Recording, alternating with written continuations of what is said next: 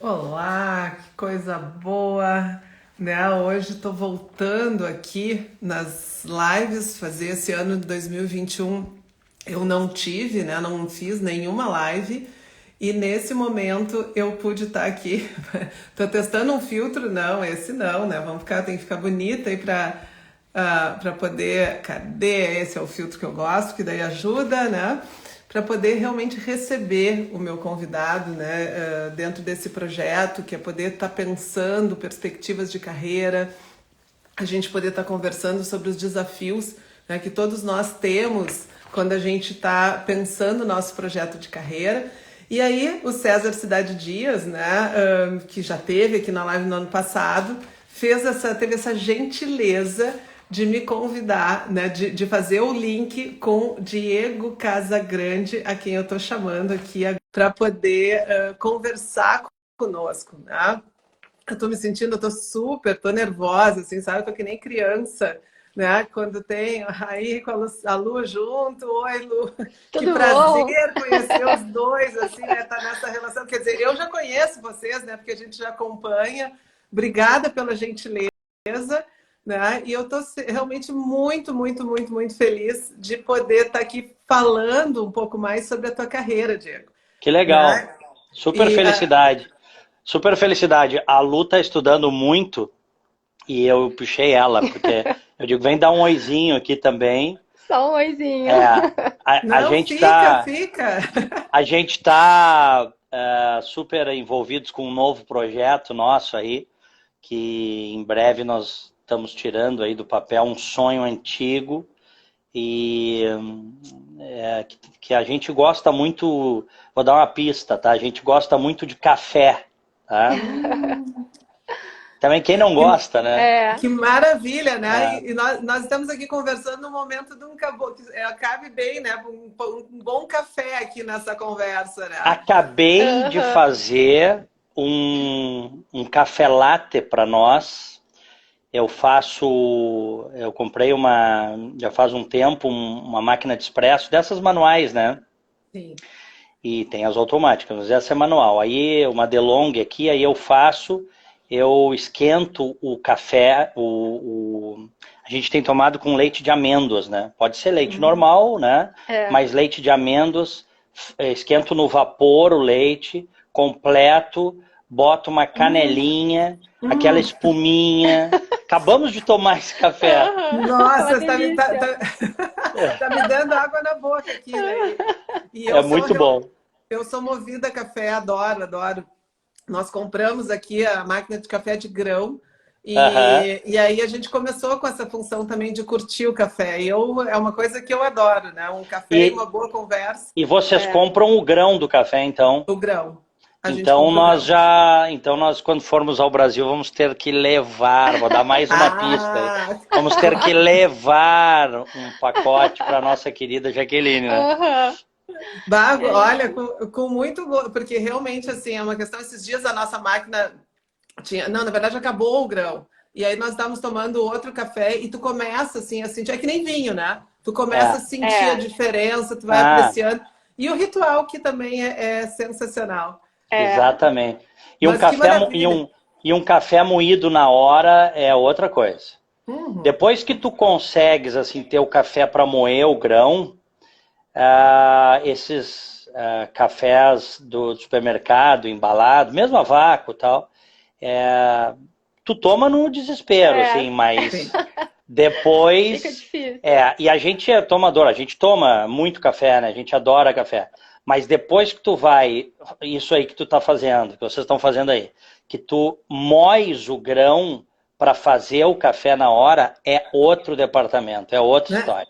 E tu sabe que meu marido é engenheiro, então quando nós estávamos nessa função de ver o que que a gente, como é que a gente ia comprar, qual máquina, o Alexandre fez toda uma conta, né, e mostrou que é muito mais econômico tu fazer o É, café em grão, né, tu ter, do que a máquina, aham, né, a máquina não é barata, tu tem um investimento, é. mas que no tempo se paga. Se Se paga. paga, É. tranquilamente se paga.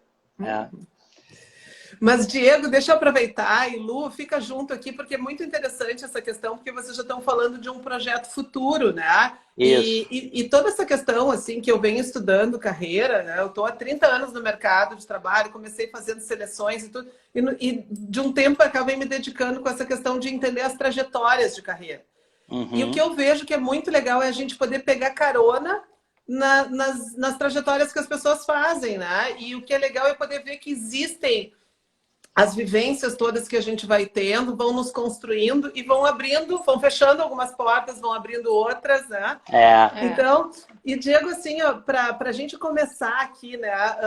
Se tu pudesse contar um pouquinho como é que foi o início, porque durante a semana eu fui colocando, né? As curiosidades que as pessoas tinham.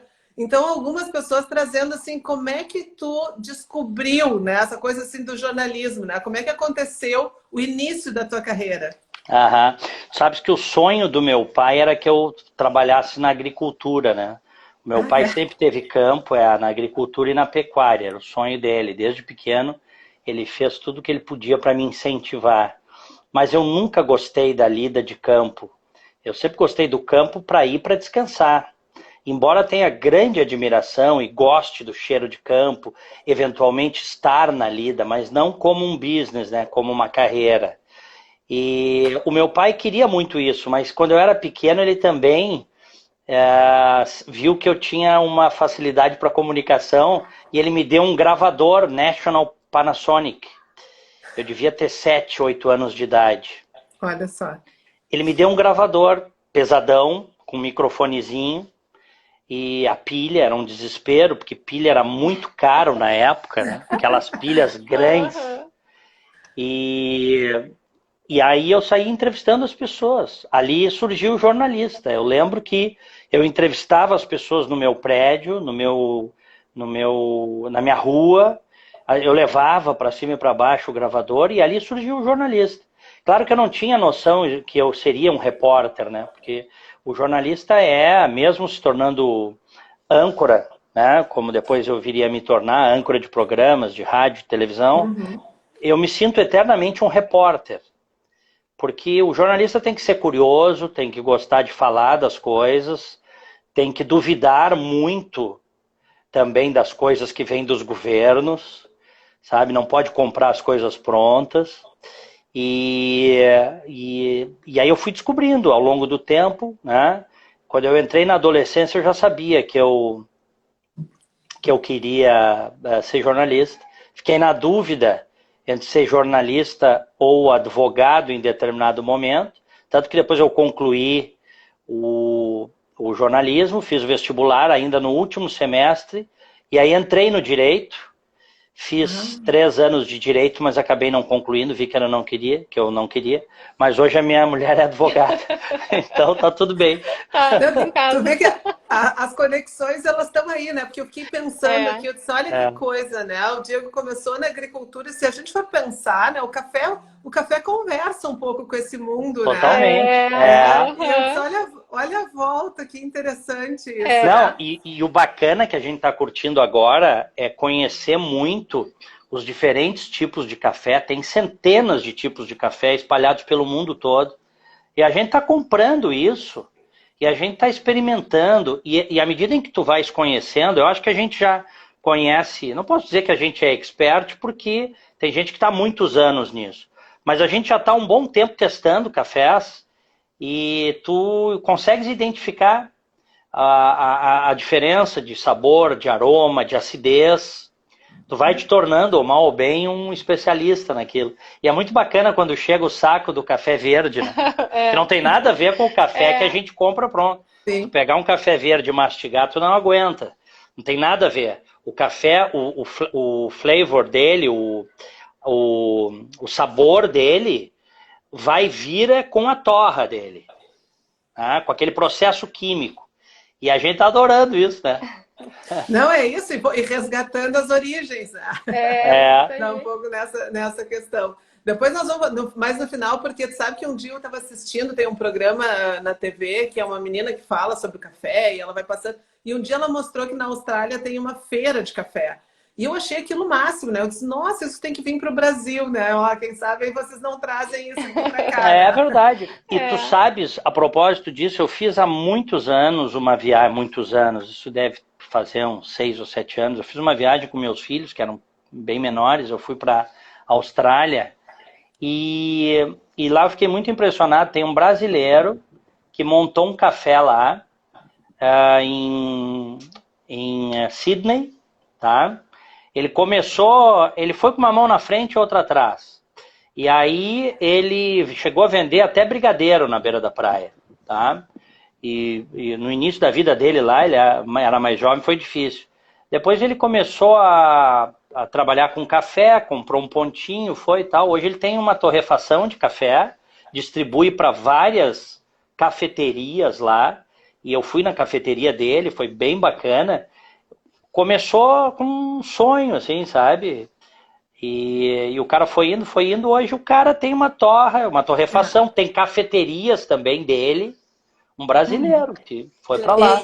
E é isso que é fantástico, né? Começou com um sonho, né? Agora teve uma É. pessoa aqui que está escutando. Eu vou pedir desculpas, pessoas, tem várias pessoas já aqui com a gente, né? Dá um oi, assim, a gente poder. Eu tenho um problema que eu enxergo muito mal, e essas letrinhas, elas são terríveis para mim. Então, geralmente eu tenho ajuda aqui do meu filho do lado, de vez em quando tem alguma pergunta, ele vem e me traz aqui, porque quando eu vou. Então, assim, me perdoem algumas pessoas que estiverem colocando, assim, às vezes eu tenho que dar uma apertada aqui para poder enxergar. Mas já teve uma pessoa que disse que também começou, né, com o radinho e tal. Então é isso, né? São esses sonhos que eles vão acontecendo na vida da gente. Uhum. E que é uma questão realmente de poder depois, como é que a gente vai montando estratégias para chegar lá. Mas, Diego, então deixa eu voltar e te perguntar nisso, assim, né? Depois, eu tô me sentindo muito assim, né? Porque eu não sei se tu já tinha contado em algum lugar essa questão da rádio, da rádio, não, do café. Mas aí depois eu vou ter na minha história, assim, olha, foi uma das primeiras vezes que teve notícia comigo que não sou jornalista. Sim. Não, mas eu já contei essa história, vou te ser muito franco. Mas são coisas que acompanham a gente, né? Depois eu entrei na faculdade de jornalismo e só fui, esse ano, fazendo 31 anos trabalhando na área. Eu me formei em 93, mas comecei a trabalhar em 1990, já no primeiro ano da faculdade. Fiz minha faculdade toda a noite e trabalhava durante o dia. E a Lu tem uma história parecida com a minha, assim, é legal que as histórias se encontram, porque ela é do interior, ela é de Santa Cruz, e ela veio para fazer a faculdade em Porto Alegre, Não, eu fiz a faculdade em Rio Grande. Em Rio Grande. Ela foi fazer na Federal de Rio Grande, e depois para conseguir assim, o seu lugar ao sol, que é o que todo mundo, em última análise, quer. E veja, ter um lugar ao sol não é necessariamente ficar rico, não é isso. É tu poder ser feliz naquilo que tu faz, poder, evidentemente, pagar tuas contas com aquilo que tu faz, que a tua profissão te dê alguma segurança, né? E prazer também. E ela foi para Porto Alegre, até num pensionato morou. Então, as pessoas percorrem caminhos, né? Muito distintos, mas de muita emoção e entrega. Depois a gente, com o passar do tempo, olha para trás.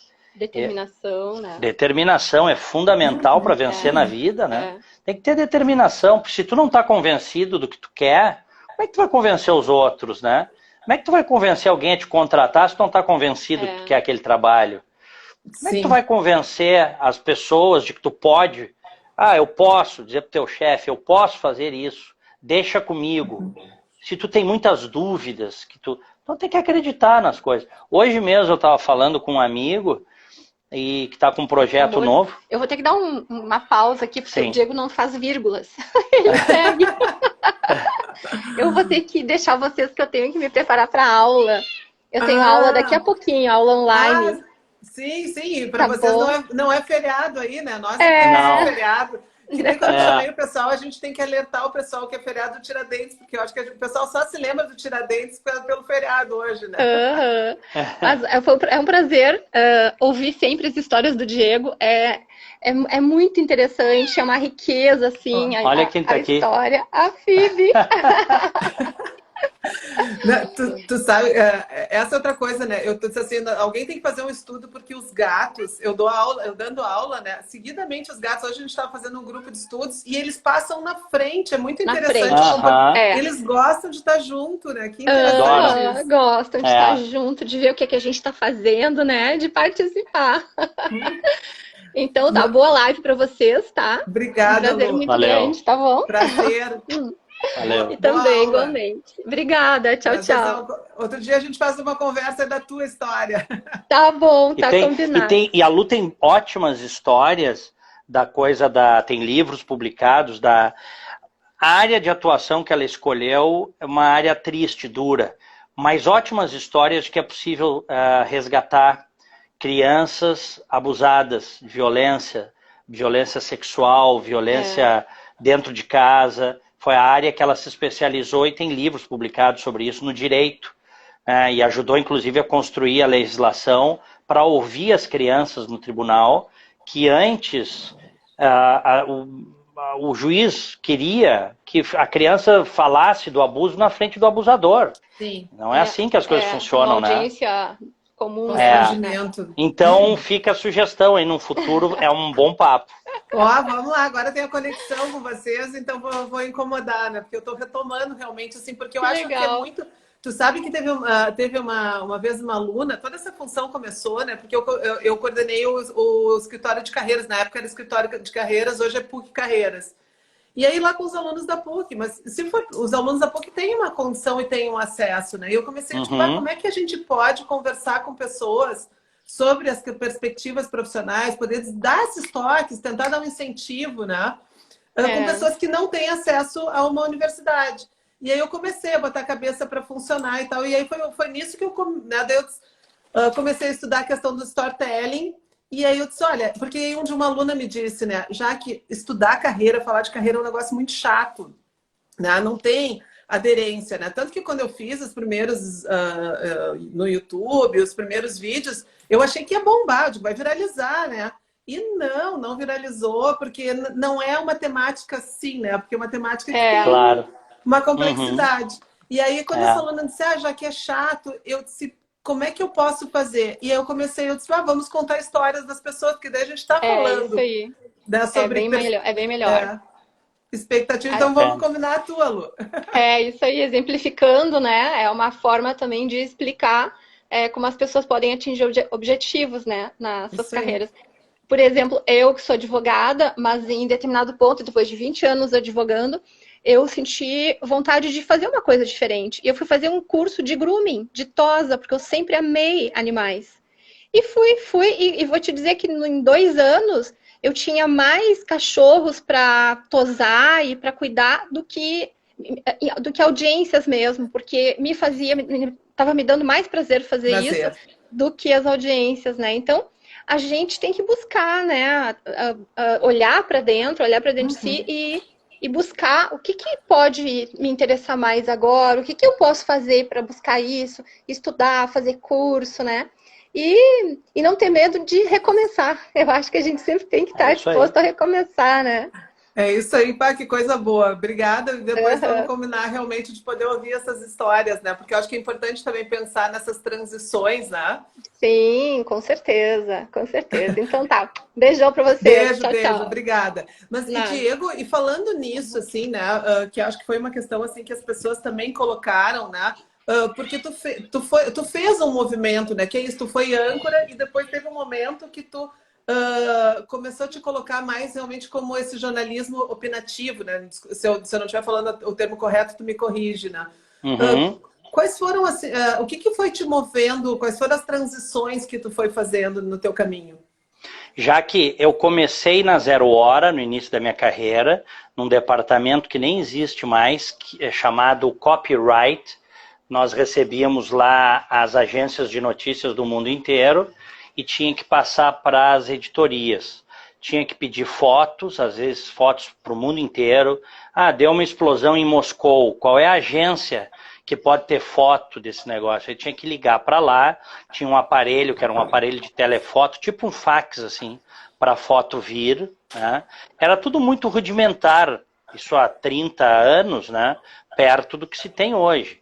Isso que a redação da Zero Hora já era informatizada na época, né? Eles investiram muito em tecnologia e eu trabalhava nesse setor. Só que aí veio o convite, na verdade abriu uma vaga de estagiário de reportagem na Rádio Gaúcha.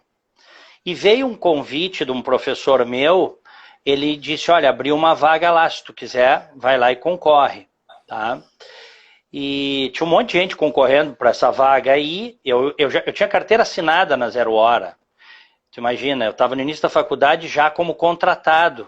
Também participei de uma seleção e entrei. Não fui o primeiro. Entrou uma menina na minha frente, depois, meses depois, vagou a vaga dela, que me parece que ela foi para a redação, e eu ocupei a vaga. Então eu ia ter que trocar a carteira assinada por estágio, né? E sabe que nessa época todo tostão faz diferença, cada centavo faz diferença. Mas eu digo, vou arriscar, eu quero muito ser repórter, a chance é essa, e fui. E aí fiz toda a seleção e passei. E virei repórter. E aí na Gaúcha eu trabalhei ali uns bons anos, eu trabalhei na Gaúcha até 95, e era assim, para ter uma ideia, o sindicato fez uma reclamação para a rádio, dizendo que eu estava tirando emprego dos jornalistas, dos radialistas, aquelas besteiras, né? Porque eu cumpria o meu horário e eu queria ficar lá, ninguém me obrigava a ficar lá, eu queria aprender. Então às vezes eu ficava 2 turnos. Ia final de semana para a rádio. Eu digo que é aquelas bobagens porque, infelizmente, isso era uma coisa que eles queriam passar por cima de um desejo meu de estar dentro da redação para aprender. Mas eu não dei bola e toquei, depois eu fui contratado, né? E aí, mas até então era reportagem, sem opinião, né? Embora o repórter ele possa colocar a sua carga valorativa numa reportagem, natural. Isso não tem como fugir, mas é diferente, né? É diferente do que tu dá uma opinião aberta, explícita, é muito diferente. Tá? E aí depois eu fui para a TV Com em 95, estava surgindo aquela emissora chamada TV Com, que hoje não existe mais, que era uma TV comunitária da RBS, e me ofereceram para eu ancorar um programa chamado Conversas Cruzadas, que depois viria a ser um programa de grande sucesso. Eu brinco com o Lazier Martins, que eu preparei o terreno para ele. Imagina, o Lazier com a sua experiência, mas eu fiquei ali 2 anos e pouquinho, e aí enchi o saco do negócio, sabe, Jaque? Enchi o saco. E eu comecei com 23, com 25 anos eu já era âncora, mas eu já estava de saco cheio. Aí eu pedi para ir embora, eu disse, vou para os Estados Unidos, quero tirar um tempo para estudar lá. E aí ninguém entendeu. O meu chefe disse, tu tá louco, cara, tu tem 25 anos, tu tá apresentando um programa e tal. Eu digo, eu tenho que seguir meu coração. Eu 2 anos e pouco fazendo isso aqui, para mim já deu, né? As pessoas são assim, né? E entra de tudo um pouco. Uma coisa muito minha de querer encarar desafios. Aquilo ali para mim já tinha chegado no teto e eles não me deram a perspectiva, né, de outras coisas.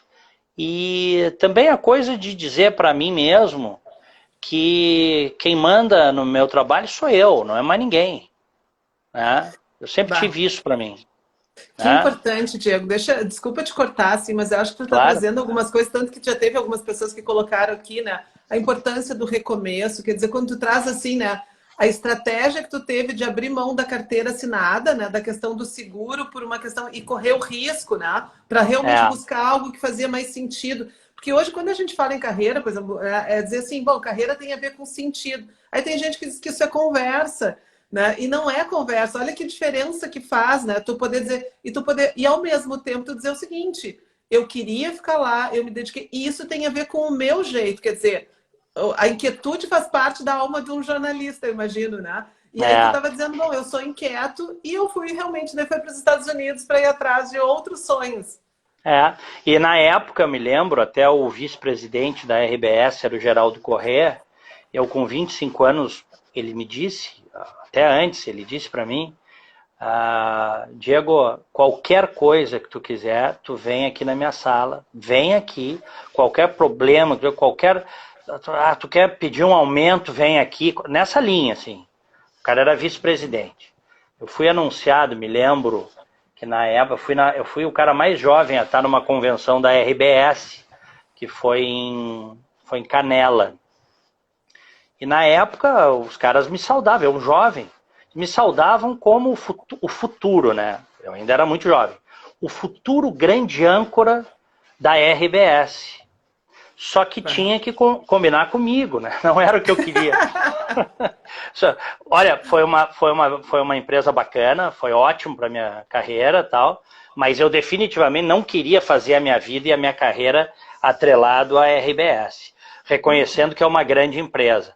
Mas para você fazer uma carreira numa empresa com o perfil da RBS, tu precisas... tem coisas muito limitantes ali, inclusive do ponto de vista de opinião.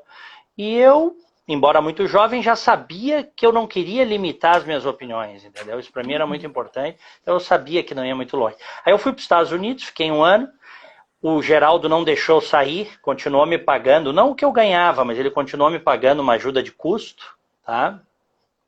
E eu fazia entradas esporádicas no programa da Rádio Gaúcha, de manhã cedo, o programa do Rogério Mendelski, isso em 97.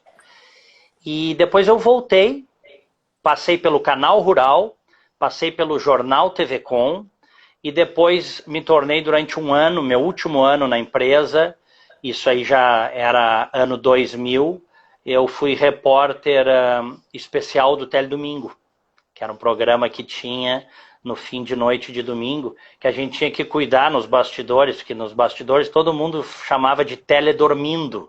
Sim, eu lembro disso. Por 2 razões. Primeiro, porque era muito tarde, às vezes era na madrugada de segunda, e também porque às vezes as pautas eram chatas, então era teledormindo. Mas eu fui repórter especial ali. E eu lembro de uma coisa, quando eu pedi para sair, isso foi no ano 2000, meu diretor, na época, ele me disse, um diretor meu, tinha vários dias, mas um diretor meu disse, cara, tu tá cometendo o maior erro da tua vida. O cara disse isso para mim. Tu não vai ser nada fora da RBS. O cara disse isso para mim. E eu digo, bom, vamos ver. Mas a minha decisão... Ele usou esse argumento para tentar me dissuadir, né? Sim. Poderia até ter quebrado a cara, efetivamente. Mas é da vida, né? Se a gente ficar com medo de arriscar nas coisas que a gente acredita, nas decisões de carreira, não faz nada, né, Jaque?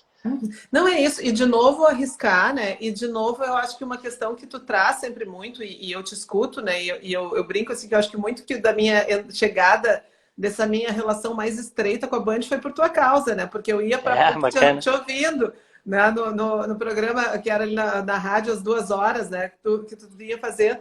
E essa é uma questão, assim, porque eu acho que sempre fica muito claro nos teus posicionamentos políticos a questão realmente da liberdade. Então, eu acho que poder dizer o seguinte, eu tenho a minha identidade, sabe que, Diego, assim, esse é um dos pontos, assim, muito que eu quero levar, que eu levo nas minhas aulas, eu levo quando estou conversando com as pessoas, é o seguinte, a carreira, o teu trabalho tem a ver com a tua identidade, a tua, né? Claro que a gente tem dados de realidade, as pessoas têm situações, mas eu acho que quando a gente se apropria da gente, eu acho que o respeito, inclusive, que as pessoas te dão é outro, né? Tem várias pessoas aqui colocando, assim, há bons tempos, aí tem várias pessoas dizendo que gostavam de te ouvir, tem uma série de manifestações de carinho do pessoal que está colocando aqui para ti. Agora, bacana que tem manifestações de carinho, porque sabe quando a gente entra na seara da opinião, tem gente que nem te conhece e fica te odiando, né? Porque tu dá uma opinião ou contra o político de estimação, ou contra o partido de estimação, ou contra alguma coisa que as pessoas não gostam. E eu tive uma fase da minha vida que emiti muito a opinião no aspecto político. Continua sendo, né? Eu não abro mão de opinar, né? Eu realmente não abro mão de opinar. Tu desagrada. Tem uma pessoa que está dizendo que é tu e o Boechat que fazia, né? Com saudades do Boechat, querido que também Boechat. fazia isso. O Boechat era um cara de opinião, né? Um cara de opinião, opinião forte, nos deixou tragicamente, né? Mas assim, no jornalismo, quando tu opinas, aliás, não é no jornalismo, né? É que no jornalismo, nós estamos lá agora, estava vendo o Ibope dessa semana, o nosso programa, o da Rádio Bandeirantes, por exemplo, o 90 Minutos, ele está com uma enorme audiência, das 10h30 ao meio-dia, enorme audiência. A maior audiência em números absolutos da Rádio Bandeirantes é o programa 90 Minutos, né? E é uma coisa curiosa, porque é o seguinte, no jornalismo ou na vida, quando tu fizeste alguma crítica a alguma pessoa ou alguma coisa, tu opinaste, certamente vai ter gente que vai adorar e gente que vai detestar, Jaqueline. Não, tem muita gente que não é do meio termo. E é ruim, esse é o lado negativo da coisa, né? Porque tem muita gente, às vezes as pessoas xingam, claro que elas não são a maioria, né? Sim. A maioria das pessoas encara bem uma análise jornalística, uma crítica. Mas tem gente que xinga até a tua terceira geração. Esses dias eu estava te ouvindo tu e o César ali, e teve alguém que xingou o César, assim, mas do exatamente. Mas, assim, exatamente. Diego, o cara disse assim, depois a gente até falou, o cara disse assim, César, eu te odeio, eu tenho nojo de ti. Aí eu disse para ele, tu não vai dormir hoje, né? Uma pessoa que tu nem conhece. A grande questão que fica perguntando é por que estava lá escutando, né? Claro. Mas tudo bem. Mas e essa é uma questão importante, sabe? Porque eu vejo assim, né, Diego, tem um termo na psicologia que a gente usa que é a desejabilidade social. E isso no brasileiro e no gaúcho ainda muito forte, muito mais forte ainda. A gente tem uma preocupação muito grande com o ser aceito. Né? E essa foi uma das questões que o pessoal tinha perguntado, né, das pessoas que trouxeram, e até para eu poder também acolher aqui as curiosidades das pessoas em relação a ti, que é isso, né? Como é que é lidar com a questão, tanto a questão da fama, né, quanto com essa questão da rejeição? Porque às vezes tu percebe que tem pessoas que têm medo de dar o passo a mais porque não querem ser alvo de crítica. Então ficam mais nessa coisa do mais ou menos, ou vão um pouquinho, recuam quando tem a primeira adversidade, né? Como é que foi para ti lidar com isso? E a própria questão, porque também tu tem família, né? Tampouco teus filhos estão em algum lugar. Como é que é lidar com essa questão, assim, né? desses sentimentos tão fortes? E eu já tive várias ameaças contra mim ao longo da minha vida. Não só, a gente é muito levado a pensar na questão política, né? Polarização, mas não só. Por reportagens que fiz, ameaça, sabe? Aí tu tem que dar queixa na polícia, né? Eu nunca deixei de fazer, e eu acho que eu não sou uma exceção nisso. Eu acho que o jornalismo tem muito disso, viu? A gente vê no mundo inteiro aí jornalistas que arriscam suas vidas, né? Arriscam suas vidas, alguns até são mortos, alguns sofrem atentados. Porque o cara tem que fazer, aquilo é a vida dele, é trazer a verdade à tona de um caso. É ou não é? Então, a minha irmã, que é psicóloga também, tua colega, a Denise Casagrande, a minha irmã, ela diz assim, meu irmão querido, tu tens um ego bem bom, porque um dia eu mostrei para ela os xingamentos, assim, de uma coisa, já faz tempo, mas de uma coisa que eu tinha falado, publicado, e ela disse, meu irmão, porque... baixou uma horda bárbara, assim, pra xingar, né? Eu nunca deixei de fazer, tá? O meu trabalho jornalístico e opinar as coisas que eu acho por causa disso, tá? Já tentaram me botar medo, eu nunca deixei. Claro que às vezes, né, Jaque, eu vou te dizer assim, enche o saco, tá? É no seguinte sentido, tu tá te dedicando, tá fazendo uma análise, tá trabalhando, e tu vê que tem gente tão baixo nível, assim, que, né, que a pessoa tá ali só para enxovalhar. Eu até prefiro que vá assistir outros canais, né, vá fazer outra coisa, vá... Mas é o que eu te digo, tá? Jamais deixaria de dar uma opinião com medo de desagradar, e te digo mais, eu também nunca falei para agradar a plateia, viu? Uma coisa que desde sempre eu coloquei para mim, assim, eu não vou ser escravo da plateia. Se as pessoas gostarem do que eu vou reportar, ou do que eu vou dizer, maravilhoso, é bom, né? Quando tu tá junto da maioria. Mas se eventualmente não estiver, not a problem, vamos em frente. É que isso faz a gente perder o nosso eixo, né, Diego? Assim, quando comecei com essa questão assim, de me comunicar, e para mim isso é muito novo, né? Porque minha área é totalmente outra. E aí eu me lembro que teve um momento que eu fui fazer aula para aprender um pouquinho dessa coisa de estar na frente da telinha e o meu professor de teatro, o Adriano Bassetti, ele me disse assim, Jaque, por que tu tá fazendo tudo isso, né? Eu disse, daí, tem a causa. E aí ele disse, quando tu for te colocar, não te preocupa em ser interessante, né? Te foca naquilo que é o teu interesse. E isso foi muito importante, assim, foi um calor para mim, assim, realmente não perder o teu eixo, né? Uhum. E que eu acho que é bem, bem importante. E outra Diego, coisa, Jaque, deixa eu só, desculpa, antes da imagina. tua pergunta. Eu lembro que eu também estava na faculdade e eu tinha muita vontade de fazer um programa que a RBS tinha, chamado Programa Caras Novas. Isso foi lá no início dos anos 90, em que eles pegavam trainees para viver o dia a dia da televisão e depois até futuramente podiam contratar alguns desses trainees, ou um ou dois, né? E eu tinha muita vontade e eu fiz todas as fases, se não me engano, eram 4 fases. E aí na última fase, que era a fase da entrevista, eu rodei, tá?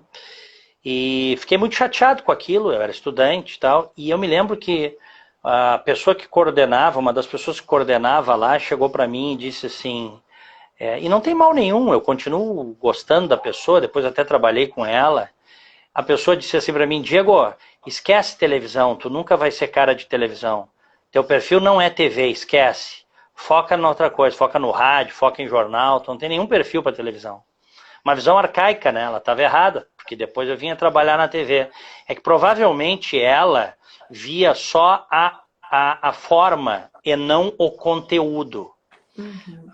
Pessoas que têm um foco muito no entretenimento observam muito assim a questão estética, a beleza, que é um âncora bonitão, né?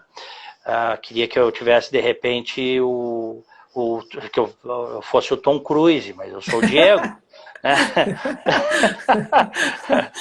Eu sempre uso Tom Cruise porque eu acho Tom Cruise bonito, né? Então eu digo, queria que eu fosse Tom Cruise, mas não tem como, eu sempre fui o Diego. Dava pro gasto, só assim, beleza? E olha lá. Mas, então, isso aí na época, eu me lembro que isso eu fiquei um dia, assim, desmontado quando ela me falou isso. Eu era estudante, eu estava começando a minha carreira com muitos sonhos. Ela podia ter liquidado a minha carreira ali. Só que eu não me permiti ter o segundo dia de tristeza. Eu disse o seguinte, agora é bola para frente, esqueceu o que ela disse, e se amanhã ou depois eu tiver que trabalhar em televisão, é o que vai acontecer e eu vou continuar perseguindo o meu sonho de trabalhar no jornalismo, de ser um jornalista. E foi o que aconteceu, né? Que legal. Sabe que essa era uma questão que eu ia te perguntar, né? Quais foram experiências, né? Tanto experiências boas ou experiências ruins. Ó, a Raquel está dizendo que não te troca nem pelo Tom Cruise aqui. Querida. Ela te ama mesmo. A Raquel é minha seguidora, eu não conheço ela pessoalmente, mas um beijo para ela. Ela me segue nas redes aí.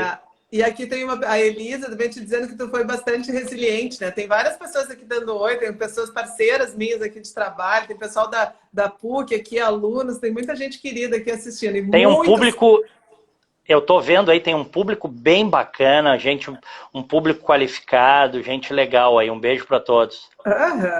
Olha, minha família acabou aí, meu irmão, meus filhos, tá todo mundo aí também prestigiando, né? Cada um no seu canto aí olhando. Mas, Diego, eu acho que essa é uma questão importante, assim, né? A gente entender, porque quando eu falo de carreira, né? Uma das questões que eu trago que é isso, assim, a carreira eu acho que tem a ver com as nossas características e ela tem a ver com a maneira como a gente vai vivendo as experiências, né? Tanto das dores quanto das alegrias, né? E essa é uma das questões que eu te perguntasse, das tuas experiências. Essa foi uma experiência ruim que te ensinou a resiliência, como a Elisa ali colocou. E qual foi uma outra experiência marcante, assim, que te deu um impulso, te deu um gás? sabe que teve um episódio, um dia desse eu estava até lembrando com um amigo meu, o Ranzolin era o diretor da Rádio Gaúcha. O Ranzolin, para mim, da minha geração, o Armindo Antônio Ranzolin, foi o maior de todos os narradores, né? Quem viveu, quem é da geração anterior, diz que foi o Pedro Carneiro Pereira. Para mim foi o Ranzolin. Ele foi, e da minha geração, ele é o maestro, o rei, o mestre da locução esportiva. E quando em 95 eu fui para a TV Com, abriu a possibilidade, eu fiz o teste lá, essa emissora que estava começando, e fui contratado. Eu acumulei TV Com e Rádio Gaúcha durante uns meses, e estava muito pesado para mim. E aí eu cheguei para o Ranzolin, que era o diretor da rádio, pedi para conversar com ele, fui na sala dele e disse, Ranzolin, eu quero sair da rádio, eu quero ir para ficar só na TV, exclusivo. E ele não gostou. Eu era jovem, né? Tinha 23 anos, e ele disse, não, mas não pode. Não, tu não pode sair. Em 94 tinha dado aquela rebelião do Melara. Teve alguém que falou aqui do Melara. Alguém citou o Melara ali. E que foi aquela fuga cinematográfica do Presídio Central. E eu, junto com a equipe, né, teve outros grandes profissionais ali, mas eu tive um papel muito relevante. Me projetei muito. Também pelos riscos que eu corri naquela madrugada para poder narrar. Porque Porto Alegre parou, ligada na Rádio Gaúcha, para ouvir a perseguição. Todo mundo, isso é que nem Torres Gêmeas. Se for voltar para 1994, aquela fria noite de julho de 94, todo mundo lembra o que estava fazendo. Porque foi uma coisa chocante, impactante, uma quadrilha, um monte de bandido perigoso, com reféns correndo e trocando tiro com a polícia pela cidade, em alta velocidade, né? Então aquilo me projetou muito. E aí o Ranzolin disse para mim que não aceitava. Eu digo, mas não tem não aceitar, Ranzolin. Eu já decidi. Não, mas não, pá. E aí ele disse que ia falar com a TV. Ele disse, não, eu vou falar com a TV, isso não vai. Eu digo, aí a reunião começou a ficar... Isso eu nunca contei, viu, Jaque? Isso eu nunca contei, tô contando agora. Isso eu tô contando agora. E aí eu digo, Ranzolin, tu não vai me prejudicar, né? Não, mas nós não podemos, tal. Ele ameaçou que ia falar, ia escalar, né? Ia na direção para não deixar eu ir, então. E aí eu disse para ele, não me lembro exatamente, assim, literal o que foi, mas foi uma reunião tensa, e eu disse, eu só te peço, não me prejudica. Porque se tu disser que eu não posso ir, como é que eu não vou estar feliz de trabalhar aqui contigo, né? E, bom, no fim ele não me segurou, mas a nossa relação ficou uns bons anos estressada. Depois a gente se encontrou, hoje, tadinho, eu tenho a maior admiração pelo Ranzolin, ele está doentinho, né? É um cara admirável, foi um dos grandes comunicadores. Ele queria, naquele momento, uma exclusividade que eu não podia dar e não queria dar. E vou te dizer, se por alguma razão tivesse dito assim, não, tu vai ter que ficar na rádio, eu falei lá com a TV e a TV não vai mais te pegar, eu pedi a demissão da rádio. Tem coisas que eu não aceito, sabe? Que não dá para aceitar, viu, Jaque? Então... Tem uma pessoa que teve junto contigo, Gerson Silva, tá dizendo aqui que teve contigo. Grande Gerson! É verdade, grande. O Gerson, um querido amigo, o Gerson hoje é o cara do marketing da Unimed, e meu amigo, e jornalista também. Depois ele se formou em Direito, fez muitos cursos de administração, um cara muito competente, e o Gerson estava lá nessa cobertura junto. Foi fundamental, o Gerson, o Osíris, tinha uma turma boa lá, o Felipe, uma turma boa. Que maravilha, e eu acho que, de novo, né, Diego, eu acho que tu tá trazendo essa questão da liberdade, né, e tu vê assim, né, que essa é uma questão que eu noto, assim, eu já até convidei algumas pessoas, às vezes de outras emissoras, né, e tem todo um andor, tu tem que pedir permissão pra emissora para poder... E aí tu fica pensando, nossa, mas não é uma questão tão simples, né? E aí a gente vê realmente essa influência que eu percebo assim, na Band, hoje com as pessoas com quem eu converso, e é algo que realmente orgulha, assim, né? De poder entender que cada um tem o seu estilo, tem o seu jeito, né?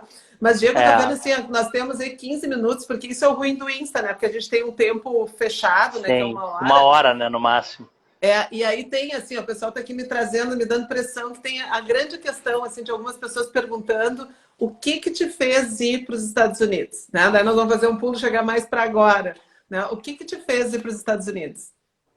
Olha, isso era também a coisa de buscar os sonhos, né? E agora a Luciane, que é o meu segundo casamento, sabe quando dá aquela energia, casam os sonhos, sabe? A Luciane nem era muito fã dos Estados Unidos, ela era fã da Europa, mas aí depois convivendo comigo, aí a gente viajou juntos para vários lugares, fomos a Nova York, fomos a outra costa, fomos a Los Angeles, viemos para cá. Eu fui apresentando aos poucos os Estados Unidos para ela, porque eu sempre gostei, né? E eu já tinha morado aqui no intercâmbio, no final dos anos 80, quando eu tinha 16 anos, vim fazer o intercâmbio, e depois lá em 97. Sim. E eu sempre quis passar um tempo maior, tá? Não como estudante, não aquelas coisas 6 meses, 1 ano. Estabelecer, comprar casa, daqui a pouco deu a casualidade, filhos no colégio, sabe? E aí a gente começou a pensar nisso, a coisa foi indo, e eu acabei fazendo surgiu a oportunidade da gente vir para cá, para uma série de situações, a Lu também estava mais livre para poder ir, e eu fiz uma proposta para a Band, e foi aceita, né? De eu vir para cá e ficar, receber o que eu recebo pelo Brasil, né?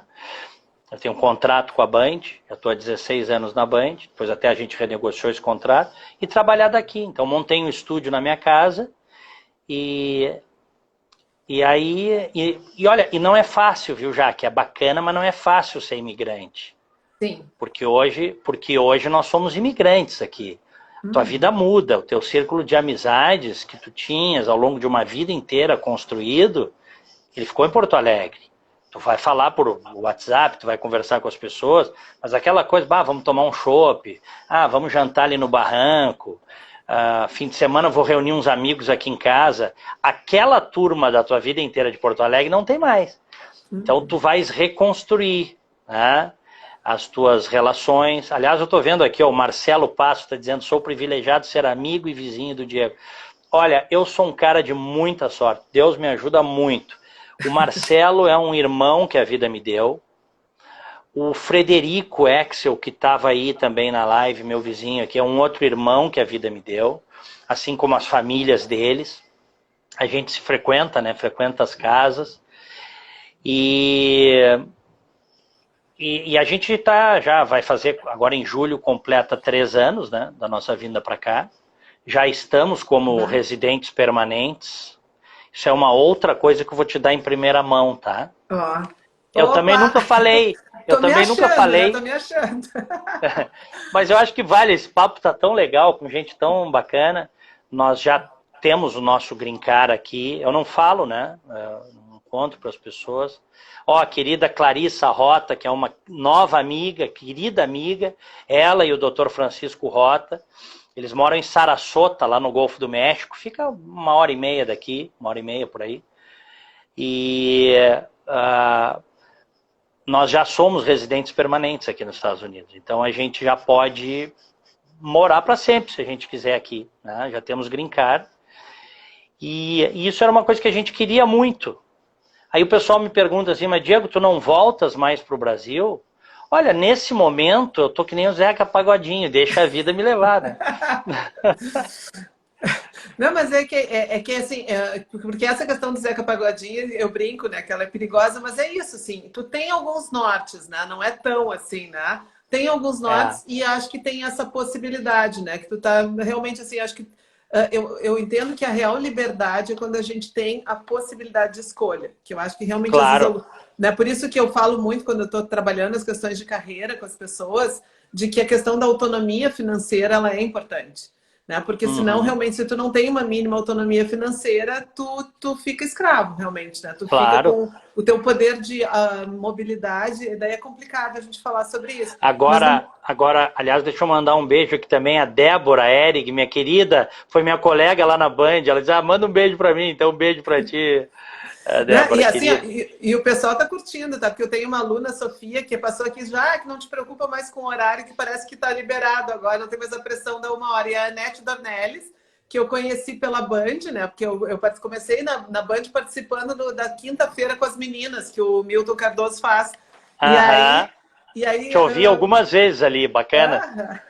E aí ali, né, a gente começou a se aproximar com a Anete. E o pessoal tá dizendo que tá gostando da conversa. Que legal. Tu sabes, e o que eu ia dizer assim, ó, hoje particularmente, além de toda essa coisa das tuas raízes, né, que ficam de certa forma para trás, tem uma outra coisa. O nosso dinheiro, eu ainda ganho em reais, né? O nosso dinheiro, ele dilapida, ele evapora. O dólar de remessa tá quase 6 reais. Então, assim, um dinheiro que no Brasil te dá muita segurança, que nós não somos ricos, né? Eu sou um jornalista, pô. A Luciane também tinha o escritório dela, tem alguns aluguéis, mas assim, o dinheiro tu converte em dólar, evapora, Jaqueline. Então, isso é uma coisa também. Tu tem que estar preparado também para te adaptar à vida aqui. Por exemplo, em Porto Alegre a gente saía muito para jantar. Era o nosso cotidiano. Né? Aqui já não faço isso, porque senão o meu dinheiro vai todo. Né? Neste momento não dá para fazer. A gente está numa fase de reequilíbrio, de adaptação das nossas finanças. Por isso que a gente tem que ter renda aqui também. Então, estamos criando outras coisas. Né? Tu disseste que pode passar de 1 hora agora a live? Pois o pessoal que me disse, a Sofia, que é minha aluna, daí depois ela ficou eu. E a Anete também disse, parece que agora está mais liberado, né? Então, bom, vamos confiar, né? Olha, se for, quando chegar em 59 minutos, a gente dá uma pausa aqui e ver se a gente dá um tchau condicionado. Gente, a gente vai dar tchau, mas se não cair, a gente continua. Perfeito. É isso, ó, viu? Obrigada, né? Quem tá com a experiência aí, né? De realmente de conduzir essas conversas. Mas, Diego, acho que essa questão que tu está colocando desse planejamento, porque às vezes as pessoas trazem isso, né? Quando as pessoas pensam em carreira internacional, quando pensam... E eu acho que esse é um cuidado, né? Então, assim, eu acho que a gente tem que ter a cabeça da gente lá na lua, né? Sonhar, pensar, mas a importância de ter os pés no chão e poder saber os preços que se paga com isso. Porque o que eu estou colocando é que é isso, né? Tu teve uma conversa com a Lu e um outro ponto, as pessoas que trabalham bastante com carreira internacional, elas mencionam que a maior dificuldade das pessoas permanecerem é a família não se adaptar. Então, essa foi uma questão que tu foi envolvendo a Lu, então assim, tu foi né, buscando estratégias, né, de poder organizar, e hoje vocês estão maduros em relação a essa mudança do estilo de vida, né? Ela abraçou muito essa ideia, porque a real é a seguinte, né? Se a tua parceira ou teu parceiro não tá na mesma vibe, tem planos diferentes, não adianta, a coisa não vai andar, né? Então eu tinha essa ideia, mas ela abraçou, foi uma baita parceira e ela abraçou, vamos, e a gente fez tudo que estava ao nosso alcance. E tanto que na época, quando eu montei o projeto e levei para a Band, corri o risco da Band não querer, né? E se a Band não quiser? Que na época, isso aí faz quase 3 anos, né? Sim. Eu digo, bom, se não quiser, aí a gente pensa. Eu vou com a certeza de que vão topar. E deu, né? Podia não ter dado. Aí tu me pergunta aí, o que tu farias? Não sei. Talvez eu viesse de qualquer maneira, eu não sei, tá, Jaque? Sim. Talvez eu viesse de qualquer maneira, tá? Ou talvez eu não quisesse abrir mão do que eu estava fazendo lá para arriscar uma temporada nos Estados Unidos. Talvez eu pensasse assim, não, se a empresa não quer, vou esperar mais um pouco. E aí tu vai esperando e não concretiza, né? Sim. É que a ousadia, olhando a tua trajetória de carreira e de vida, a ousadia sempre te acompanhou, né? Eu acho que esse é um ponto importante. Acho que tem isso. E eu acho que essas são questões que é interessante a pessoa se conhecer, né? E a outra é realmente de poder falar, porque às vezes as pessoas têm um sonho, isso é uma coisa que eu digo para as pessoas, né? Não responde pelos outros. Porque às vezes a pessoa pensa coisas, tem ideias, tem vontade, e ela não fala para o outro, porque ela já fica dizendo qual é que vai ser a resposta. Então é isso, né? É. Deixa eu conversar, deixa eu ver as possibilidades, né? Deixa eu. Ó, e só agora assim, Diego, o pessoal tá aqui, o pessoal tá brincando, a Samanta, que é minha colega, professora da PUC, também disse que vai abrir um vinho, e o Rodrigo Albernaz, né, que Querido, é, foi meu colega, meu amigo, esse entende de vinhos. O Rodrigo sim, Albernaz foi meu colega no Rosário, no 2º grau. o Rodrigo, ele é meu amigo hoje, né? Mas foi meu cliente, fez todo um processo de coaching comigo, assim, querido. E aí ele tá aqui, agora há pouco ele esteve aqui. Esse entende de vinho, né? Entende? E sabe que eu achei que ele ia ser jogador de futebol? Jogava muita bola, viu? Sim. Jogava muita bola o Rodrigo Albernaz, era meio craque, assim, da gurizada. Não, e essa, e tu vê, né? E, e essa vivência do esporte ajudou também, né, nas questões um pouco dele chegar hoje aqui, né? Tanto que uma pessoa diz, É. ó, ele tá dizendo, ó, eu tô por aqui. Mas Depois ele foi ser comissário de bordo, o Rodrigo Albernaz. Muitos isso, anos trabalhou com aviação, queria viajar. Eu acho que é isso, né? As pessoas. E uma coisa que eu digo, e até vou te dizer uma coisa, eu digo, e acho que digo e de certa forma ajudo também quando eu falo isso a inspirar as pessoas. E é muito franco, muito sincero como as coisas que eu digo, viu, Jaque? Eu não me aperto para trabalho. Se eu precisar lavar banheiro aqui e me pagarem, eu faço. Tá entendendo? Esse país aqui, os Estados Unidos, é um país que remunera o trabalho. Tá? Eles conquistaram isso, eles têm uma lógica de valorização do trabalho. Não é perfeito, mas as pessoas trabalham e ganham sua grana. Não existe trabalho honesto que seja motivo de qualquer vergonha. Eu não concordo com isso. Não precisou e acho que também não vai precisar.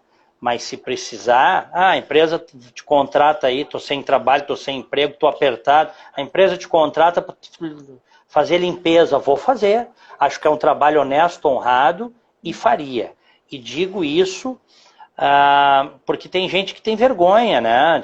Não vou me rebaixar, não vou trabalhar em nada que seja fora da minha área. Inclusive, eu conheci pessoas aqui nos Estados Unidos que vêm para cá com a mentalidade de Porto Alegre.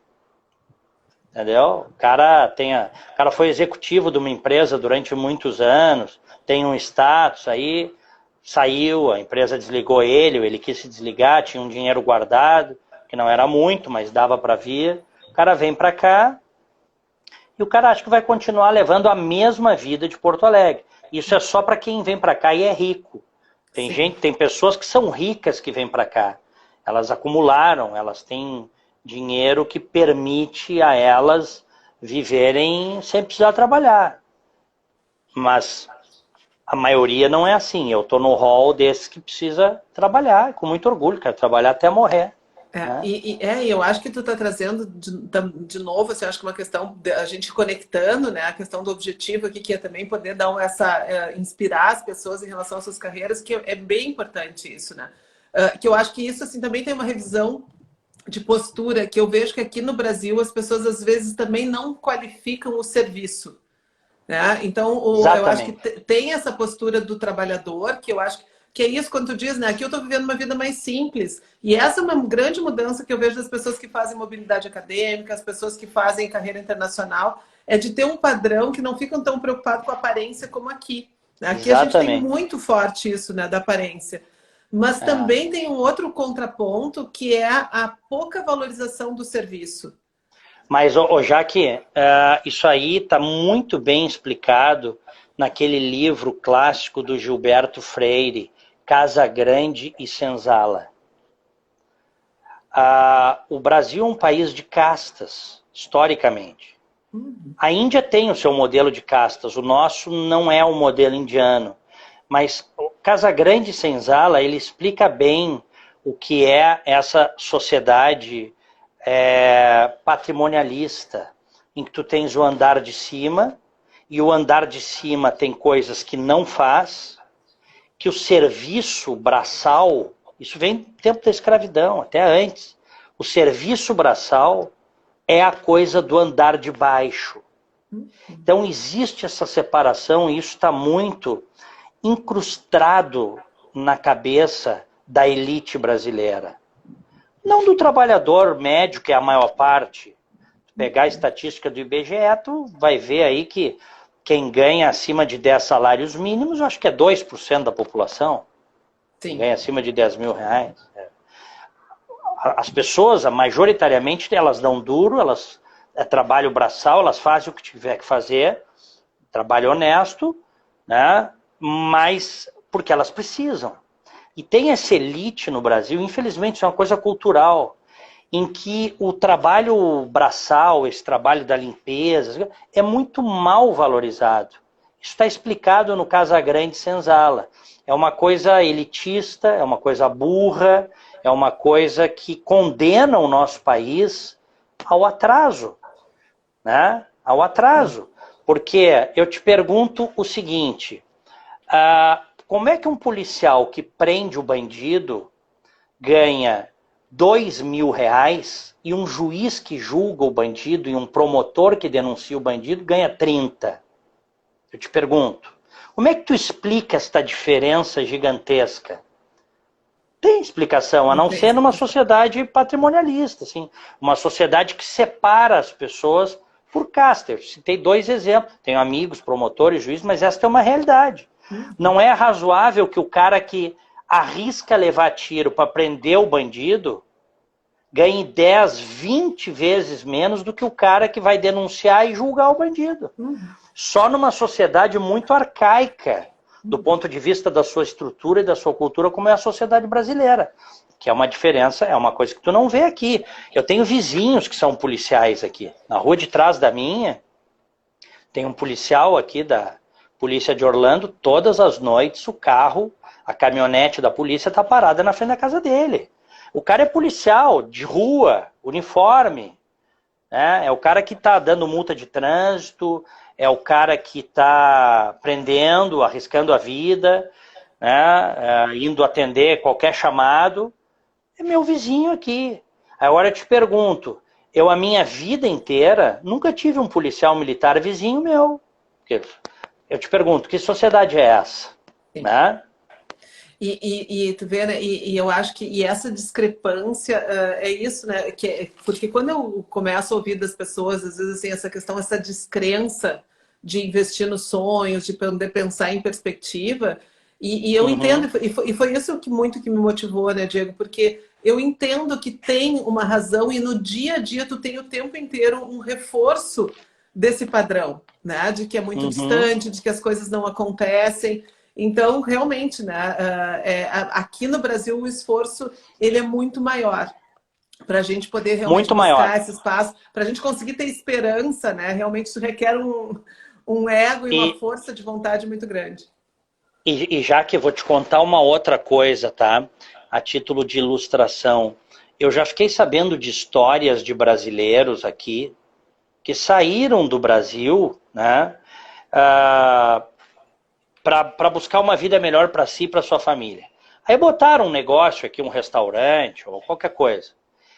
E depois tentam explorar outros brasileiros indocumentados, pagando meio salário mínimo que se paga aqui, porque o cara é indocumentado.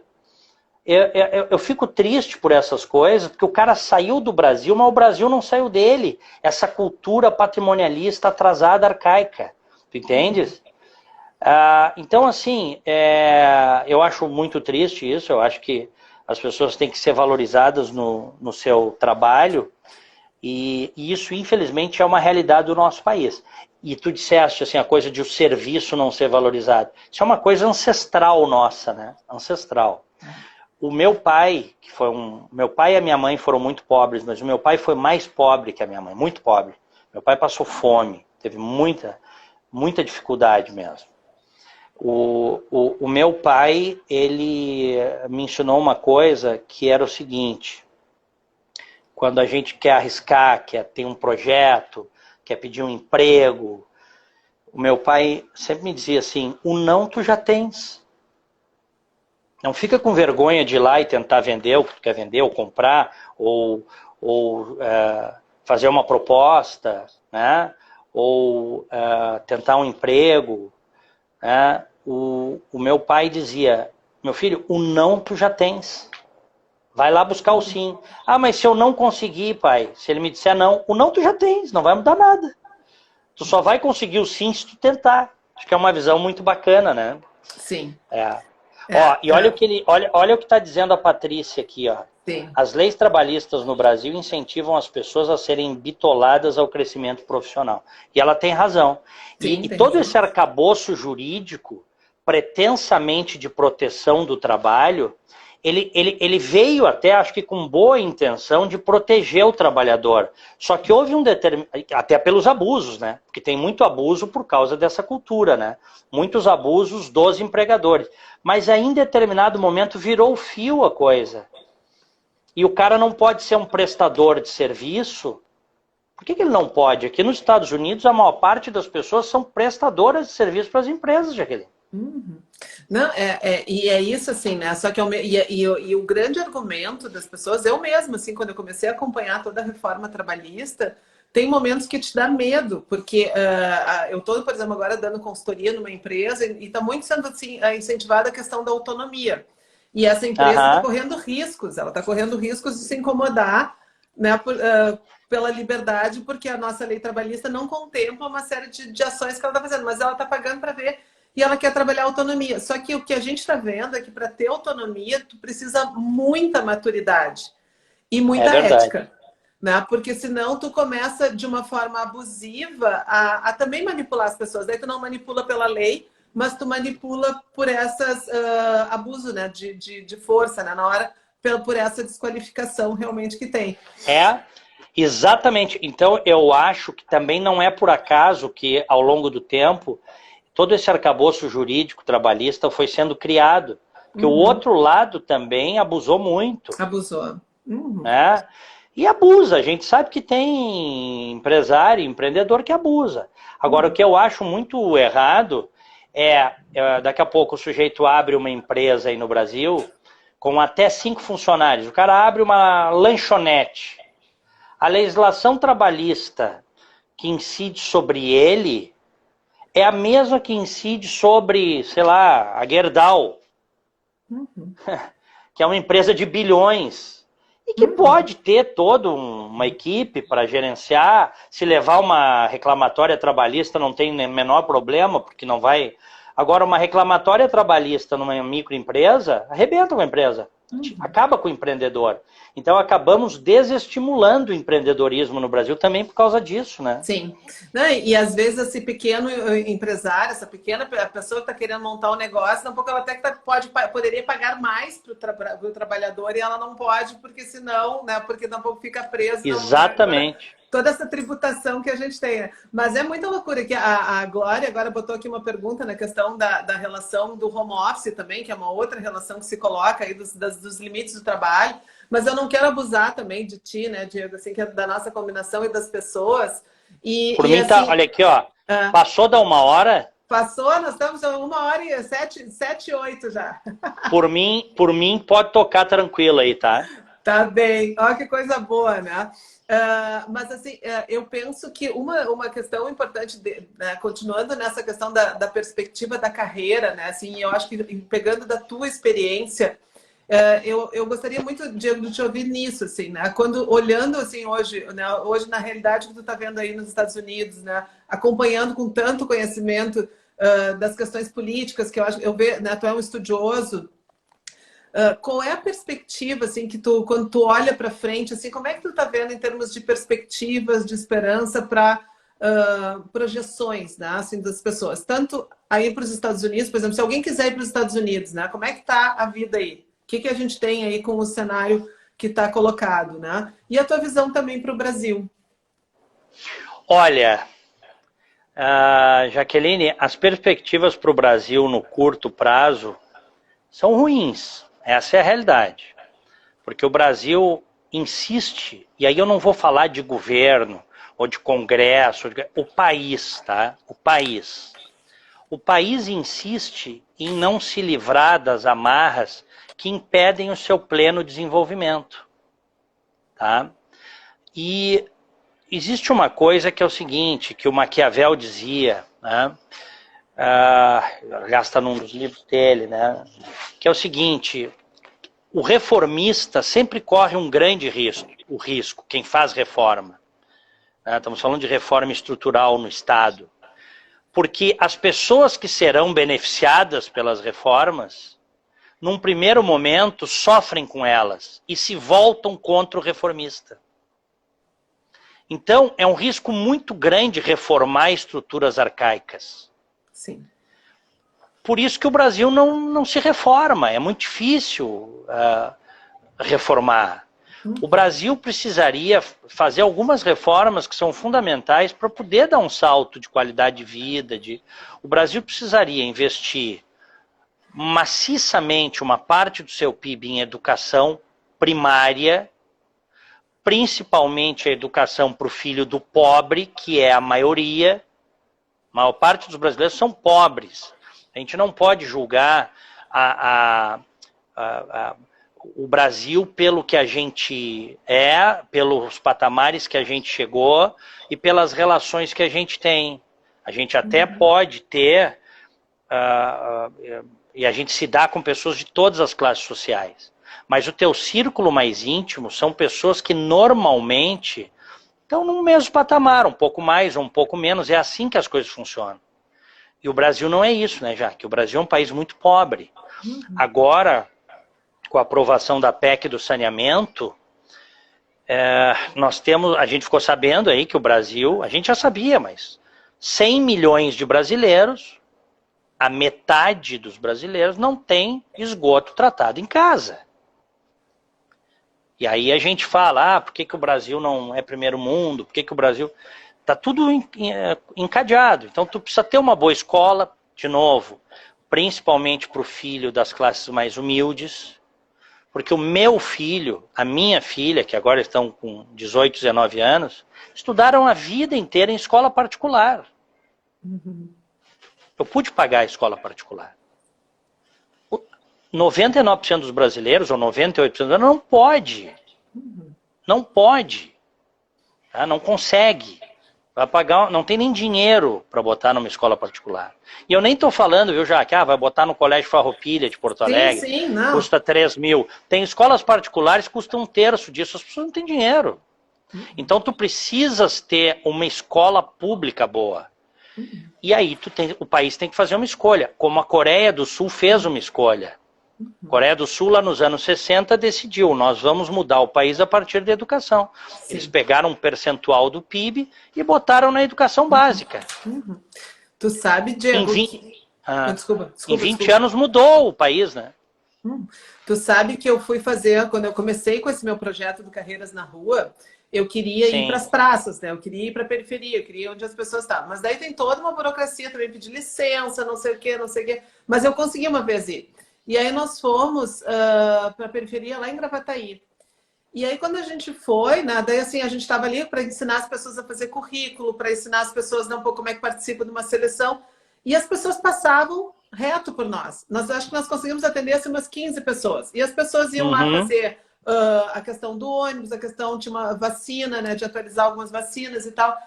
Isso tem acho que uns 2, 3 anos. E aí lá pelas tantas a gente começou a chamar uma gurizada, assim, né, dizer, olha, vem cá. Muitos não tinham parado de estudar. E qual é a conta que eles fazem? É mais barato eu ficar em casa, né, cuidando dos meus irmãos, e a minha mãe vai trabalhar. Então essas pessoas não conseguiam estudar, tinham que abrir mão, ou estudar de noite, né, que ainda com menos condições, porque daí fica a questão de realmente cuidar dos irmãos. Aquilo me deu um nó, que é isso, né?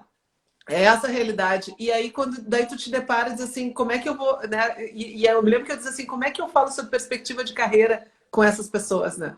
Então, a gente tem que fazer toda uma questão. Então, só complementando, desculpa, eu não quero te cortar, mas eu acho que... Não, mas tu tocaste num ponto importantíssimo. Eu te pergunto, Quantas cabeças produtivas, quantos empreendedores nós perdemos por não permitir que as pessoas possam concluir um ensino fundamental ou um ensino médio? Olha o custo disso para o país, Jaqueline. Olha o custo disso. E não adianta, década após década, pega os índices, o Brasil melhorou, né? O Brasil vem melhorando na alfabetização, mas vem melhorando a passo de tartaruga. Não é o que eu chamo assim de revolução na educação, que é o que a Coreia do Sul fez. Ela estipulou uma meta de 20 anos, mas não é aquela coisa de nós não temos meta, mas se atingirmos a meta, dobramos a meta, não é isso? É ter uma meta clara, Em 20 anos, nós vamos pegar um percentual do PIB brasileiro e nós vamos investir em educação básica, educação fundamental, do 1º ao 9º ano. As crianças vão passar o dia na escola, vão ter ensino de turno integral, vamos rever os planos de carreira do próprio magistério para que possam se dedicar exclusivamente. O professor também ganha mal, de maneira geral, no Brasil. Essa é a revolução que vai tirar o país do barro. Fora isso, tudo que eu te disser assim que eu acredito é circunstancial, sabe, Jaqueline? É circunstancial. Porque, tu vê, meus filhos vieram para cá, estudaram aqui na escola pública. Meu filho até está terminando, né, o ensino. No nosso tempo era 2º grau, agora é o ensino médio. Sim, ensino médio. Está terminando aqui. Tudo pago com dinheiro dos nossos impostos. O IPTU daqui vai para a polícia, que a polícia é municipal, e vai para a educação. Então, assim, se não houver, e eu não vejo isso, eu sou franco, me pergunto, mas está acontecendo? Não está acontecendo. Isso tem que ser uma coisa que de união nacional que é muito difícil no Brasil, sabe? Que é muito difícil. Muito difícil. Porque, infelizmente, né, o interesse dos políticos são outros, né, pelas causas deles e não pelas causas realmente do país, né? Por que eu nunca entrei na política? E eu até acho que eu teria chance de me eleger, tá? Eu vou te ser sincero. Não tenho dúvida. Acho que eu teria chance. A gente nunca sabe, né? Mas eu acho que eu teria chance. Tem tanta gente que me conhece, que admira o meu trabalho, que concordando, não precisa concordar 100%, mas as pessoas conhecem a tua trajetória, né? Acho que eu teria chance de me eleger deputado. Por que eu nunca quis entrar? Né? Porque a política brasileira, assim, eu penso assim, bom, eu quero ajudar o país, eu gosto da minha profissão. Eu vou ajudar mais estando na política como deputado, com um gabinete cheio de gente, cheio de privilégios, ou observando com um olhar crítico, como eu faço até hoje nos meus espaços. Como é que eu ajudo mais o país? Né?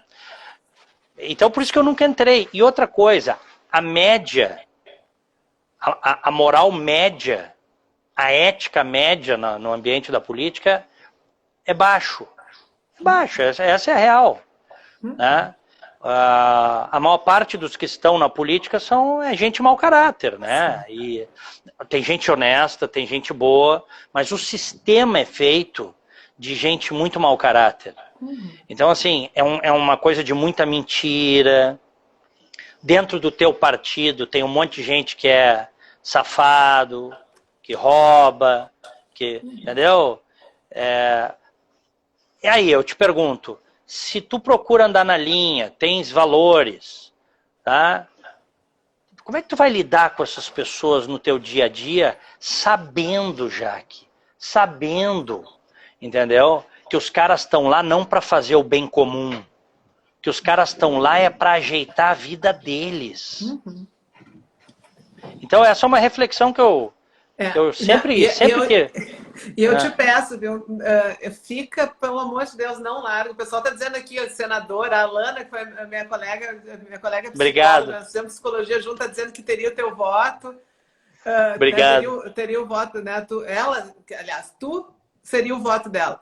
Né, mas eu acho que hoje, tu estando na comunicação, tu tendo acesso aos veículos de comunicação, eu acho que tu nos ajuda, né, a poder ter esse discernimento, né? Enfim, é poder ter ou escutar pontos de vista e poder ter mais crítica, né? Então, por favor, eu acho que hoje tu ajuda Tá bem. muito mais, né? Aí onde tu estás, né? Desculpa te dizer o seguinte, uma vez uma pessoa da política aí, uma pessoa que eu critiquei disse para mim, é fácil ser jornalista, vem pra arena, tu quer, tendo um microfone, tá? É muito fácil criticar a política, vem pra arena, tu te elege fácil, Diego, essa pessoa me disse, vem pra arena para me criticar, essa pessoa me disse. Eu não respondi, mas eu pensei na época, e pra arena pra quê? Pra me tornar como tu? Foi o que eu pensei na época. E tu vê, né? E é uma resposta tão perversa, né? Assim, porque todas as profissões têm os seus jogos, né? E tu agora, né, ao longo da tua história, tu contou, tu também passou por arenas, né? Por jogos de força, então todas têm, né? É que agora realmente, né? A política brasileira, né? A nossa cultura, infelizmente, quando tu estava falando, tu sabe que nas empresas a gente brinca, né? Quando tu vai buscar um perfil de alguém para entrar numa organização para fazer uma mudança cultural, tu precisa buscar aquele diretor, aquele executivo que é tipo o homem-bomba, assim, ele vai te regar e ele tem... Quando a organização precisa fazer uma mudança abrupta, porque se for devagarinho, às vezes não tem o tempo, né, disso. E aí, mas o que acontece no processo grupal ali? Aquela pessoa vai lá, ela vai fazer o strike, ela vai fazer gerar o barulho todo, romper com alguns padrões, mas depois ela não fica, né? E geralmente essas pessoas que têm esse perfil, ela tem um perfil que o papel dela é esse, é ir, né, em alguns lugares e fazer esse movimento duro, né? Mas ela não consegue permanecer porque ela gerou tanta dor realmente, né? Então depois tu vai vir juntando os pedacinhos, né? Então hoje na nossa cultura realmente eu acho que tem esse desafio. Mas, Diego, até para a gente não abusar, assim, porque tem uma questão, né, das pessoas aqui da conversa, assim, né, deixar esse gostinho de quero mais, né? Vamos fazer outra, vamos combinar para no segundo semestre, daqui a pouco a gente faz outro papo. Maravilha, daí talvez já tenha mais novidades dessas coisas, das questões do café. Isso, né? Exatamente. Eu sou cri-cri, eu vou anotar ali depois e vou te chamar. E o pessoal tá adorando, tá? Eu tô vendo assim, isso que eu enxergo um pouco, assim, às vezes eu preciso focar ali, eu tô vendo o pessoal dizendo, não termina, estão adorando a conversa. E realmente, assim, olha, muito legal, assim, né? Essa conversa toda. O que eu penso, assim, de novo, focando dentro do objetivo pegando hoje pessoas, por exemplo, tu tem teus filhos que estão exatamente nessa fase de iniciar a carreira, né? Nós temos uma questão que hoje muitas pessoas, sabe que a pandemia fez esse efeito, né? A pandemia forçou muitas pessoas a questionarem a vida. Eu acho que muita gente vinha andando assim, né, no meio do piloto automático e esse risco, né? Essa parada que nós tivemos que fazer, o medo do morrer, o medo do futuro, fez muitas pessoas questionarem a vida que elas estão levando. Então, nós estamos vivendo uma situação de realmente, né, muitos profissionais fazendo transição de carreira, querendo fazer transição.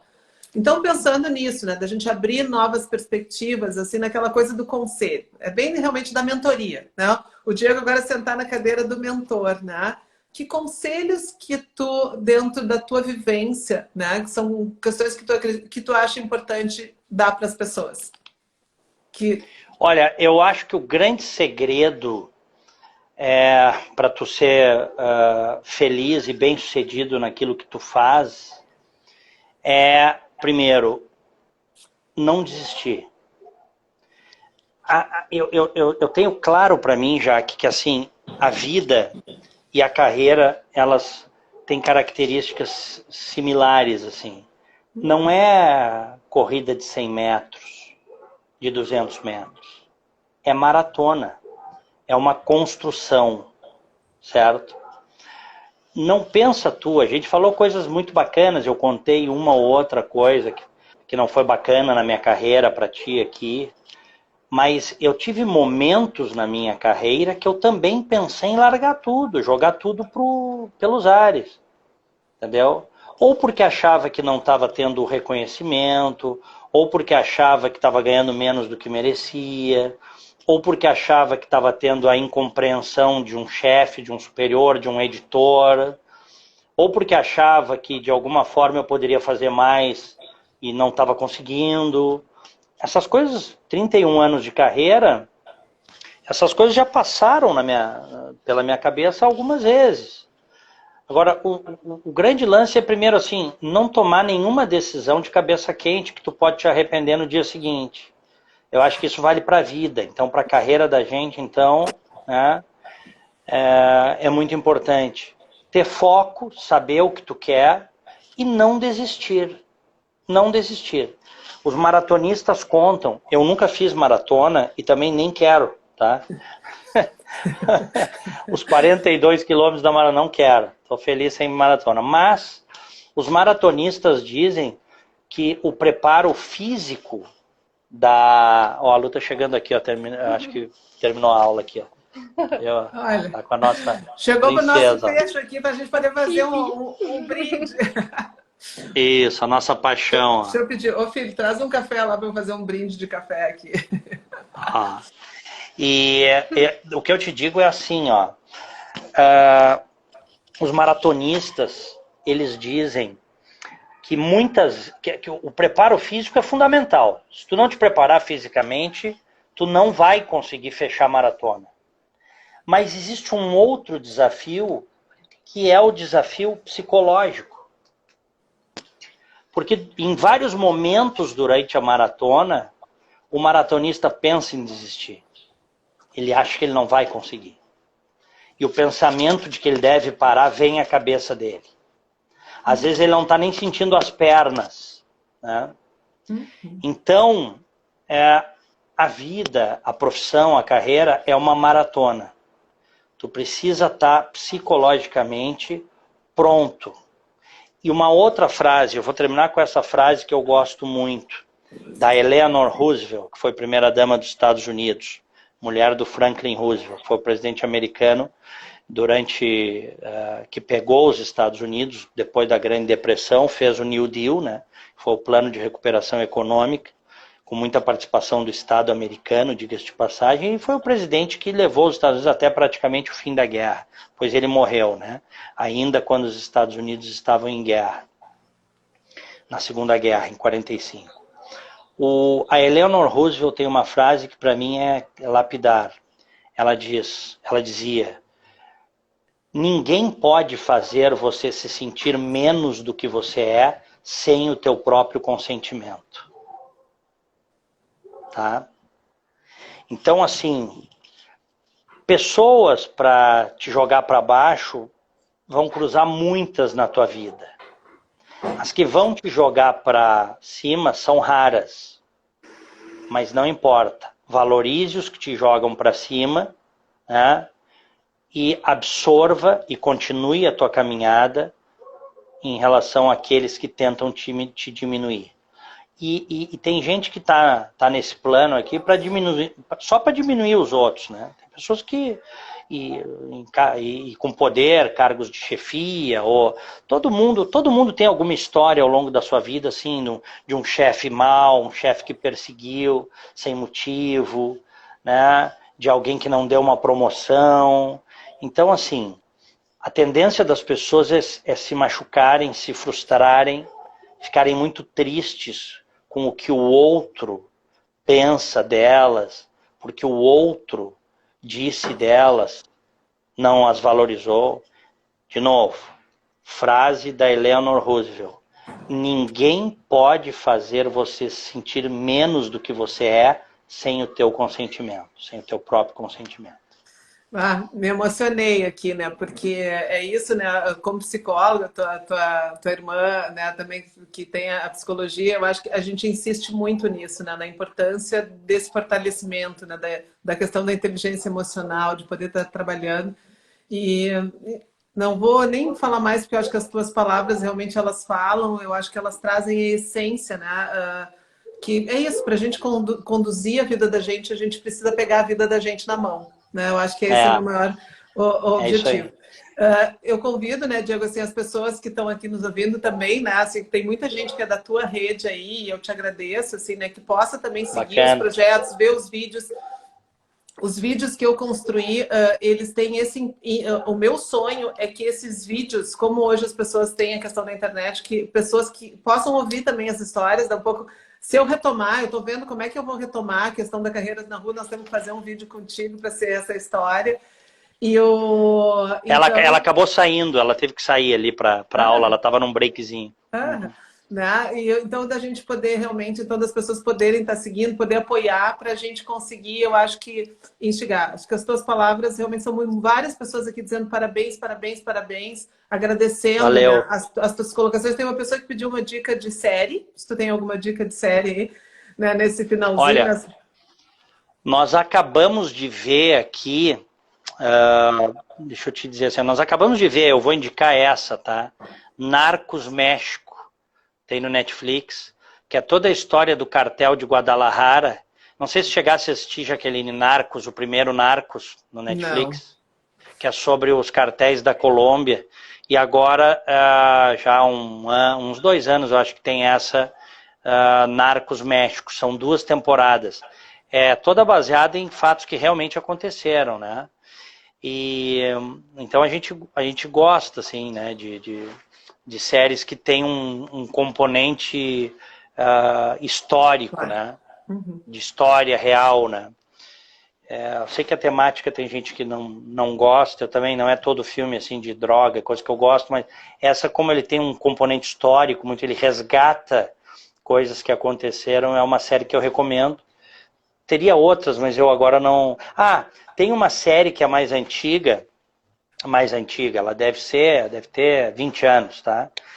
E que eu adorei na época que eu assisti, também teve 2 temporadas, Roma, tá? Essa série é espetacular, a série Roma.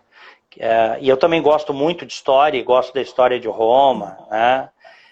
Os romanos foram uma sociedade, muita coisa que a gente tem hoje, enfim, vem da sociedade romana. Eles foram uma sociedade, na Antiguidade Clássica, eles foram uma sociedade muito organizada para sua época, muito organizada. O direito que nós temos hoje, ele é romano, né? O princípio do direito, as instituições políticas, muita coisa veio da Grécia, mas eles acabaram aprimorando, porque eles foram uma sociedade muito mais longeva, né?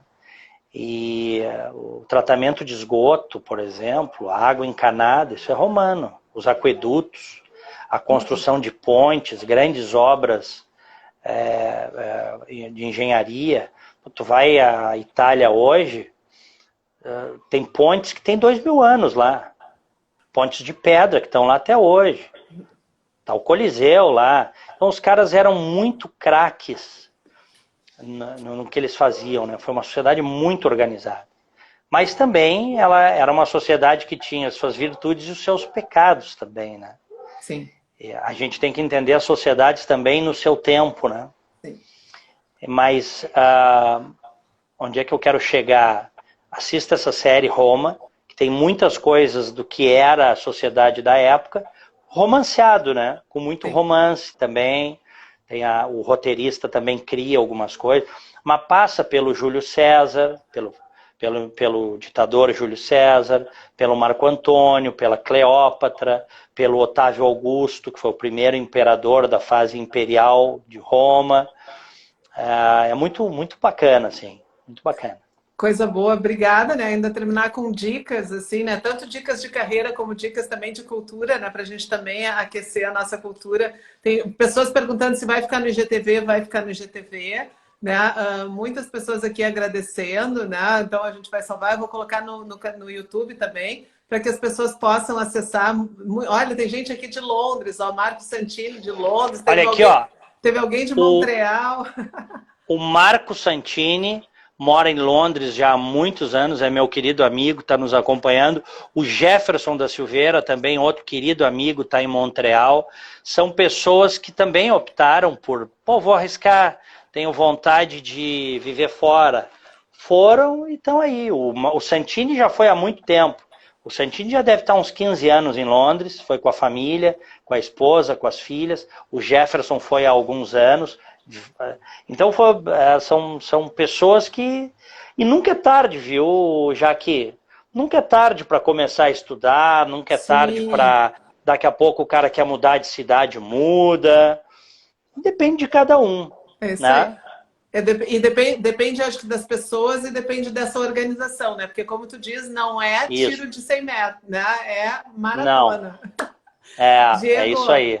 muito, muito, muito, muito obrigada pela tua gentileza, né? Pela a tua a maneira carinhosa, assim, realmente acessível como tu me acolheu, né? Obrigada, as pessoas estão aqui, várias pessoas agradecendo também, dizendo que foi uma ótima conversa.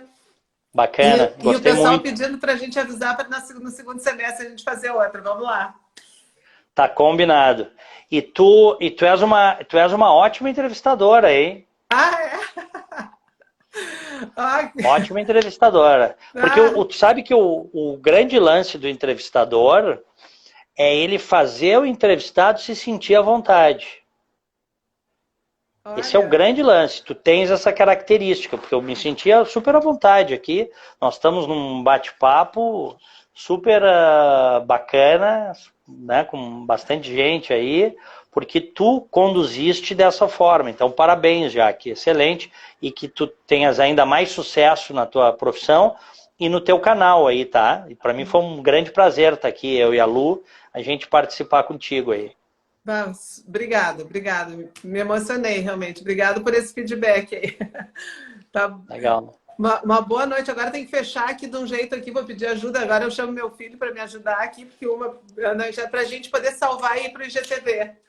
Né? Mas Olha que, olha que ah, legal, deixa eu só, desculpa, só uma última observação. A Amanda Rain, ela diz aqui, ó, abraços da família Rain e do Nestor, live sim. excelente. Querida Amanda, um beijo para ela, pro Nestor, que é um querido amigo, um irmão que eu tenho também. O Nestor, que é hoje o vô mais babão da face da terra. Nós estamos num grupo de WhatsApp lá, e eu fico muito feliz porque ele está vivendo a plenitude, vive botando foto dele, foto, vídeo dele curtindo a neta, e a gente fica feliz quando os amigos estão felizes, né? É Sabe que uma... eu trabalho para eles, para o escritório deles, né? A Amanda está fazendo um novo curso dentro da psicologia, são pessoas também muito queridas. Eu te disse, né? Muito. A Alice, que é uma colega da minha filha, que foi filha agora que faleceu no acidente da TAM, o Paulo de Tarso.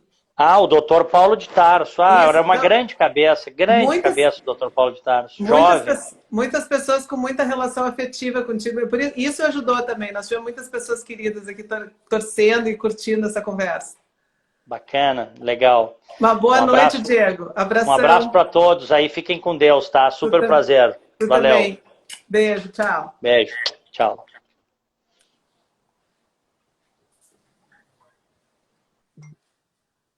Ah, o doutor Paulo de Tarso. Ah, era uma grande cabeça.